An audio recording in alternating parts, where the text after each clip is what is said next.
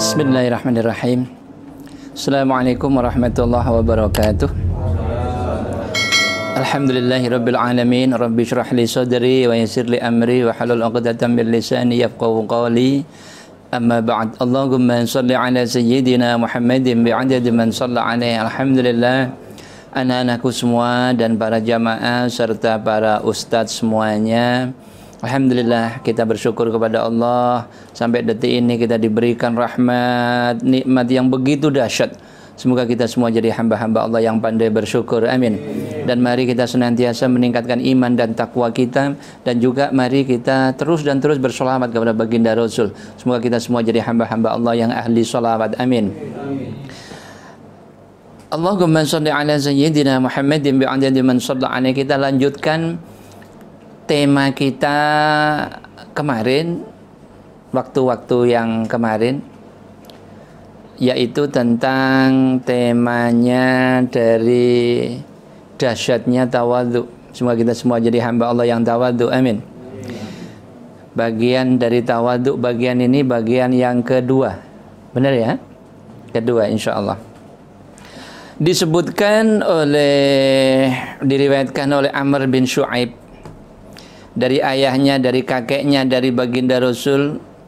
Qala Rasulullah sallallahu alaihi wasallam, yuhsyarul mutakabbiruna yawmal qiyamati amthalaz zarri fi suratir rijali yakshahumuz dhullu min kulli makan yusaquna ila sijni fi jannatihim yusamma bulasa ta'luhum narul anyari wasquna min tinatul khabali wa ya'usaratu ahlin nar.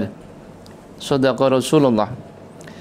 Anak-anakku semua, para jamaah dan para ustadz semuanya, disebutkan di hadis baginda Rasul ini, kata baginda Rasul, akan dihimpun orang-orang yang sombong di hari kiamat seperti semut yang berbentuk orang laki-laki. Mereka diliputi kehinaan dari segala segi, dihalau ke sebuah penjara di neraka jahanam yang bernama Bulas.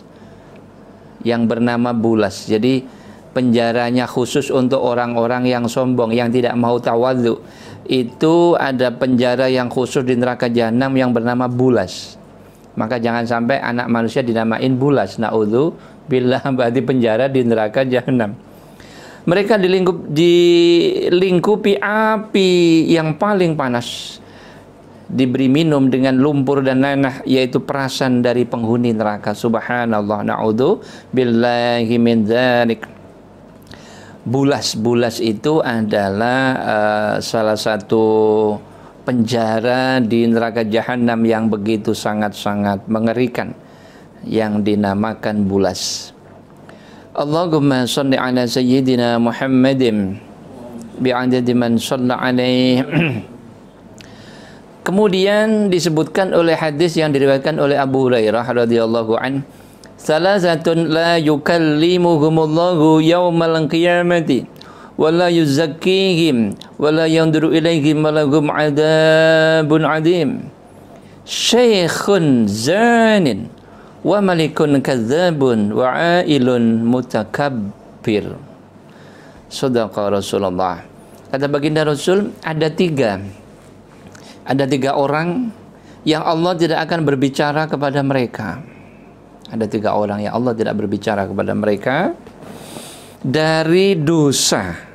Allah tidak berbicara kepada mereka dari dosa. Allah tidak akan berbicara kepada mereka pada hari kiamat. Ada tiga orang yang Allah tidak akan berbicara kepada mereka di hari kiamat. Siapa sajakah mereka? Yaitu orang tua yang berzina, kemudian pemimpin yang berdusta, kemudian orang fakir yang sombong. Orang fakir yang sombong itu besok di yaumil kiamat tidak akan diajak bicara oleh Allah. Dan Allah tidak membersihkan dosa mereka, dan Allah tidak memandang mereka, dan mereka akan mendapatkan siksa yang berat, yaitu orang tua yang berzina. Na'udzubillah. Raja atau pemimpin atau presiden yang pendusta dan orang fakir yang sombong. Subhanallah. Allahumma shalli ala sayyidina Muhammadin bi'adadi man shalla alaihi. Lalu anak-anakku semua, para jamaah dan para ustaz, dalam hadis yang lain diriwayatkan qala Rasulullah sallallahu alaihi wasallam, man tawaddu'a rafa'ahu Allah wa man takabbara wada'ahu Allah. Barang siapa yang tawadhu, maka Allah akan mengangkat derajatnya, dan barang siapa yang sombong, maka Allah akan merendahkannya serendah-rendahnya. Jangan sampai kita sombong, anak-anakku semua. Kita harus tawadhu dan tawadhu. Kita berjalan di muka bumi ini dengan perasaan hati yang merendah kepada siapapun juga. Kita ini harus ingat penciptaan kita dari air mani. Kalau kakek kita Nabi Adam dari tanah, kita dari air mani lah. Pantaskah kita diciptakan dari air mani sombong? Pantaskah? Enggak pantas. Enggak pantas. Pantas dari mana? Kemudian kita lahir dalam keadaan yang pinter, salah juga. Kita lahir bodoh, nggak ngerti apa-apa, nggak ngerti ilmu apapun. Pantaskah kita sombong? Kita lahir ke dunia tidak membawa apapun. Apakah langsung kaya? Tidak. Langsung pinter? Enggak. Langsung cerdas? Enggak. Kita lahir dalam keadaan bodoh. Kita lahir dalam keadaan miskin papa, nggak punya apa-apa. Maka kalau orang-orang kaya sombong, sombongnya dari mana? Wong lahirnya nggak punya apa-apa. Allahumma sholli ala sayyidina Muhammadin bi'adadi man shalla alaihi. Lalu disebutkan dalam hadis yang lain, qala Rasulullah sallallahu alaihi wasallam, la yadkhulul jannata man kana fi qalbihi mithqalu dzarratin min kibrin.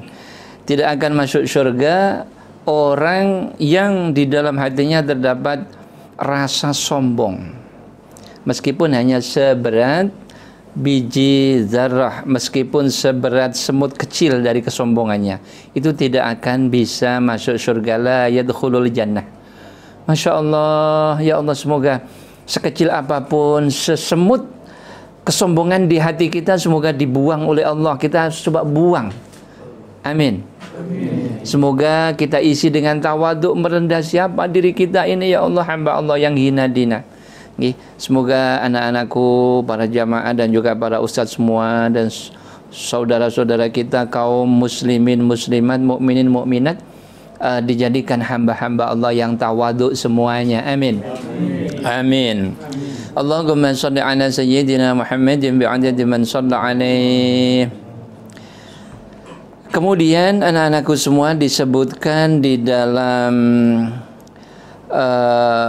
hadis baginda Rasul yang lain, yaitu yang diriwayatkan oleh Ibnu Abbas radhiyallahu an, qala Rasulullah sallallahu alaihi wasallam, minat tawadhu'i ay yashrabar rajul min su'ri akhihi wa ma syariba rajul min su'ri akhihi illa kutiba lahu sab'una hasanah wa muhiyat anhu sab'una sayyi'ah wa rufi'at darajatuhu fi a'la 'illiyyin. Shadaqa Rasulullah. Anak-anakku semua, para jamaah dan para ustadz semuanya yang dirahmati oleh Allah. Amin. Kata baginda Rasul, di antara sifat tawadhu adalah sikap seseorang mukmin yang mau minum sisa minum saudaranya. Tidakkah seseorang minum sisa minuman saudaranya itu kecuali ditulis baginya 70 macam kebaikan. 70 macam kebaikan. Dihapus darinya 70 macam kejahatan dan diangkat darinya ke surganya Allah. Apabila itu dilakukan dengan istiqomah, tawaduknya istiqomah, bukan sekarang tawaduk besok sombong, tawaduk lagi sombong lagi, enggak, tawaduk terus, tawaduk terus. Allahumma shalli ala sayyidina Muhammadin bi'adadi man shalla alaihi. Jadi anak-anakku semua orang bisa ngomong, antum tawaduk, ya. Padahal belum tahu cirinya tawaduk itu apa. Cirinya tawadhu itu apa? Semua orang bisa ngomong tawadhu, tapi kenyataannya tidak bisa. Salah satu cirinya adalah saking tawadhunya dia mau minum bekas minuman saudaranya. Kalau di zaman dulu itu biasa, zaman dulu, zaman di pesantren gitu. Kalau sekarang zaman modern sekarang ini, aduh jijik ah. Jijik, wong saya sudah kaya, masa minum bekas minuman orang lain. Ah, jijik ah, sombong. Cirinya tawadhu adalah mau minum bekas minuman saudaranya. Dapat apa ya? Dapat apa? Nah, dapatnya tadi. Dapatnya adalah 70 macam kesalahan kita dihapus oleh Allah. Kemudian 70 macam kebaikan Allah akan ditulis oleh Allah, diberikan 70 macam kebaikan, dihapuskan 70 macam kejahatan dan diangkat ke surganya Allah apabila kita lakukan dengan istiqamah. Allahumma shalli ala sayyidina Muhammadin bi'adadi man shalla alaih. Kemudian dari Jabir radhiyallahu an, dia berkata bahwasanya Nabi Nuh berkata kepada anaknya, aku akan menerangkan kepadamu wahai anakku beberapa hal yang barang siapa yang melakukannya maka dia bukanlah orang yang sombong. Yang satu adalah menggembala kambing. Kira-kira mau gembala kambing? Kambingnya sekarang nggak ada ya zaman sekarang ini. Menggembala kambing. Kemudian naik khimar. Waduh, kekecilan ya. Sekarang naik kuda ya. Naik khimar. Khimar itu yang kuda poni itu, kuda kecil itu khimar. Kemudian memakai pakaian yang kasar. Pakai pakaiannya jelek. Kira-kira kalian mau pakai pakaian jelek gak? Itu ciri orang yang tawadhu. Kemudian bergaul dengan orang yang fakir, miskin. Mau bergaul dengan orang yang fakir dan miskin, kemudian makan bersama orang yang fakir, miskin dan bersama keluarganya. Mau makan bersama orang fakir. Itu termasuk ciri orang-orang yang tawadhu. Semoga kita semua mau seperti itu. Amin. Allahumma shalli ala sayyidina Muhammadin bi'adadi man shalla alaih. Kemudian Al-Hasan meriwayatkan dari baginda Rasul. Baginda Rasul bersabda, qala Rasulullah sallallahu alaihi wasallam, man khasafa na'lahu wa raqa'a thawbahu wa ghabbara wajhahu lillahi fi sujudi faqad bari'a minal kibri.